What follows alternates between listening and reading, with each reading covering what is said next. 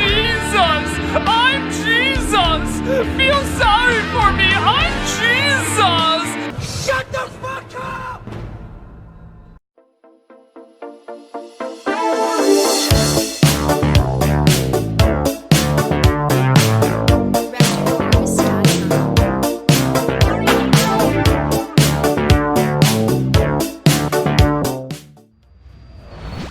As if the Nostalgia Critic couldn't get any worse, he recently put out a review of Pink Floyd's The Wall, and it is, no joke, the most unbearable review I have ever seen.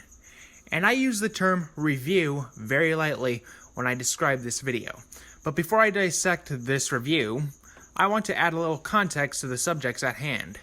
Pink Floyd's The Wall focuses on a solitary rocker named Pink, who, after being driven into insanity by the death of his father, dealing with an overprotective mother, an Orwellian school system, and a cheating wife, constructs a metaphorical, and sometimes physical, wall to be protected from the world and emotional situations around him. The film is based around the album of the same name. To some viewers, it's basically a 90-minute music video. For me personally, it's a visual masterpiece and an artistic achievement. The film doesn't really need a lot of dialogue in order to tell the story. The visuals, as well as the lyrics from the album, do the talking. Did you see the frightened ones? Did you hear the falling bombs? Did you ever wonder why we had to run for shelter when the promise of a brave new world unfurled beneath the clear blue sky? As for the music, well, technically speaking, it's The Wall. There's no need to do anything there. But a few added songs are welcome. The movie does this and excels at every point, making it the perfect companion for the album. For real, could you honestly imagine empty spaces without the flowers? Another Brick in the Wall Part 2 without the schoolmaster and the hallways? Goodbye Blue Sky without the nightmarish bird and the skeletons turning into gravestones? The album, as well as the movie, includes several references to former band member Syd Barrett, including Nobody Home, which hints at his condition during Pink Floyd's abortive US tour of 1967. With Alan Parker's direction and Gerald Scarfe's mind-blowing and chilling animation combined, The Wall is a gripping and visually stunning masterpiece of a movie. So, with my little review of The Wall out of the way, let's talk about the Nostalgia Critic. At one point, the Nostalgia Critic was a highly respected YouTuber. Hell, I was even a fan of the Nostalgia Critic at one point, I'll admit. Back in YouTube's early years, he was held in high regard with the likes of the more talented Angry Video Game Nerd. The Nostalgia Critic, aka Doug Walker, pioneered the genre of YouTube film reviews. He happened to hit the scene at the same time as the previously mentioned Angry Video Game Nerd, and it's usually been thought that Doug had simply ripped him off. Now, that's debatable, and it's a possibility that they may have had the same idea at around the same time. When the Nostalgia Critic first hit the internet, what he was doing was basically a novelty, which helped him grow in popularity. But in 2018, with the hashtag Change the Channel movement exposing Channel Awesome and their awful business practices and how they treated their former alumni and employees, the Nostalgia Critic has become nothing more than a laughingstock amongst bad reviewers. And upon hearing about this controversy, I, like many others, unsubscribed and didn't look back.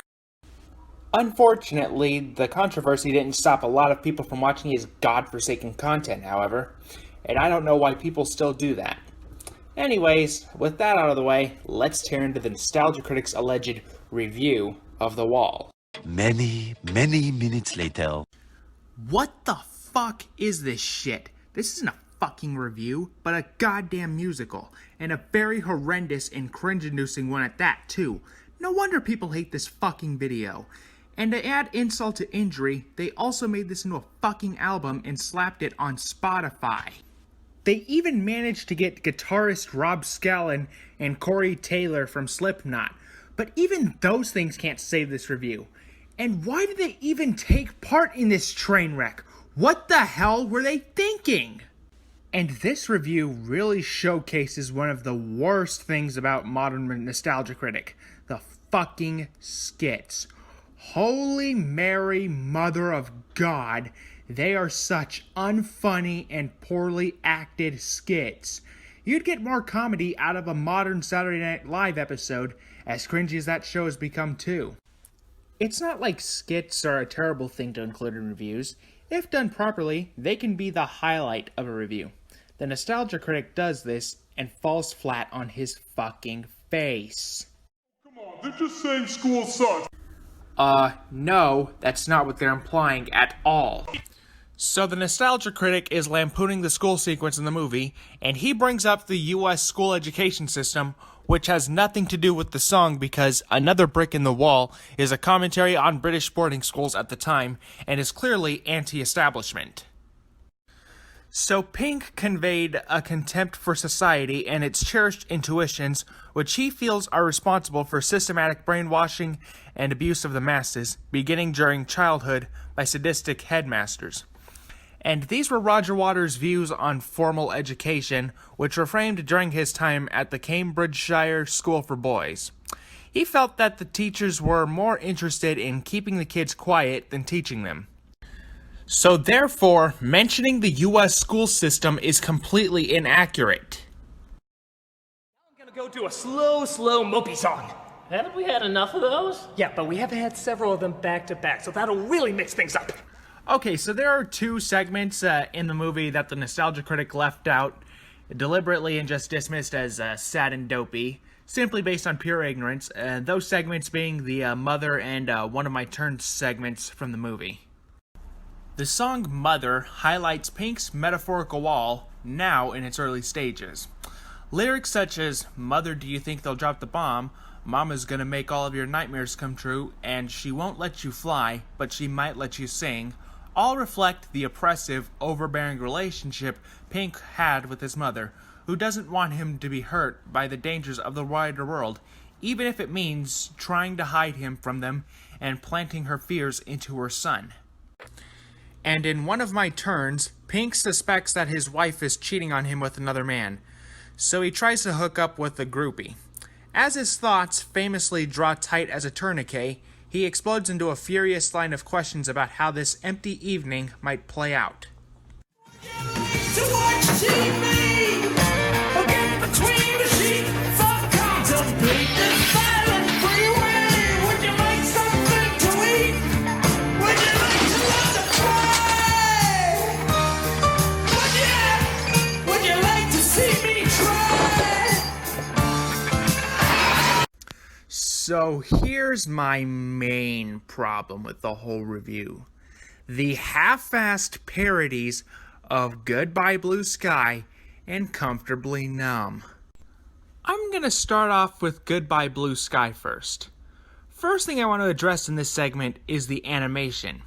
Gerald Scarf's animation for Goodbye Blue Sky was gripping, bone-chilling, and captured the essence of the song beautifully.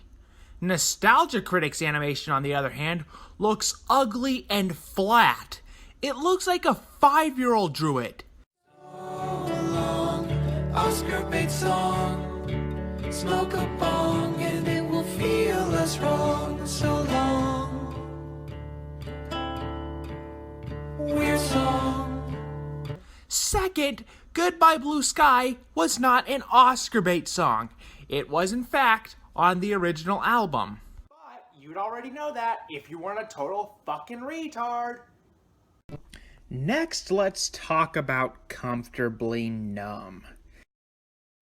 Keep listening to me. I know you're kind of bored. You must have a really bad taste in music if you think Comfortably Numb is boring.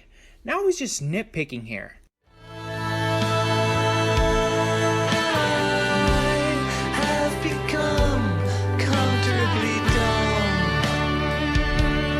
You can't just call Comfortably Numb Comfortably Dumb and call it a day. There has to be some sort of substance to it. But then again, this is the Nostalgia Critic we're talking about here. Why the fuck would anyone expect anything of substance from him, you know? It's like a child who's heard Weird Al Yankovic for the first time and yet, Oh, I can make something funny like that. Instead of Old Town Road, I'll just get Old Town Poop. Poopity scoop. I'm so fucking clever. I'm fucking retarded. I mean, this guy has a fucking comedic talent of a 4-year-old. This is a fucking 4-year-old's type of humor. Remember the clip in The Wall where Pink forms the Hammerskin group and starts attacking minorities, Jews and all that? Well, the Nostalgia Critic, how should I put this, reenacts it, but goes off topic and talks about Twitter and outrage culture, which has basically nothing to do with The Wall at all. So finally, we've reached the grand finale of the Nostalgia Critic's review of The Wall, where he lampoons the trial sequence with these visually bland, deviant art-like creatures who add nothing to the review at all. I mean, what the hell is the point of this sequence? The Nostalgia Critic takes a back seat to these quote-unquote amazing animations. If this was done solely by one person, it would look pretty good, I'll admit that. But there's just one teeny tiny itsy bitsy little problem. You're in the Nostalgia Critic. With the original designs and animations for The Wall, you have these characters that mean something. They have a deeper meaning. The schoolmaster, the mom, the wife, the hammers. These designs have meaning to them. They make sense in their design. These are just random creatures that no one understands. What'd you even think of the movie? Well, the movie ended on such an open vagueness that only makes sense that the review end on such an open vagueness. It's a review! That's literally the opposite of what that is! Just wanted to give a little quick reminder. Being all meta and self-aware does not excuse you from criticism. Okay! I liked it fine. Yeah, me too. A little full of itself, but good music and imagination. See, this is what people actually want from you. They want to hear your thoughts, not sit through 40 minutes of sketches. Now, the part where the Nostalgia Critic says a little full of itself sounds very hypocritical coming from this fucking douchebag right here.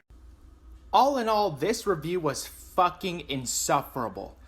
The whole video is basically nothing but nitpicks, god-awful sketches, and awful animation.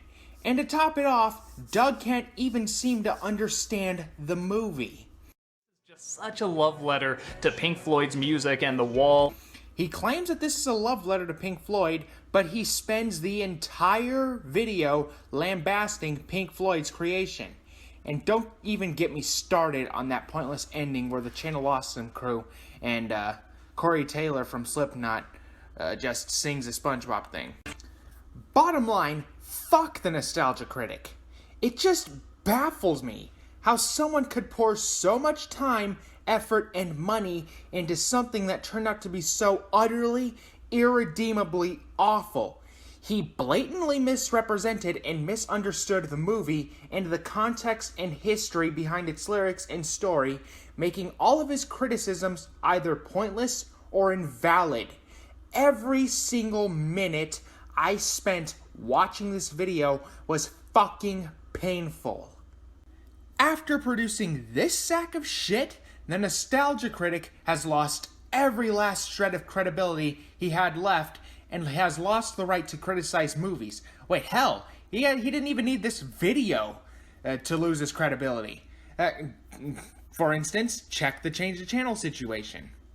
Do yourself a favor and please, just please, stop watching this fucking bozo.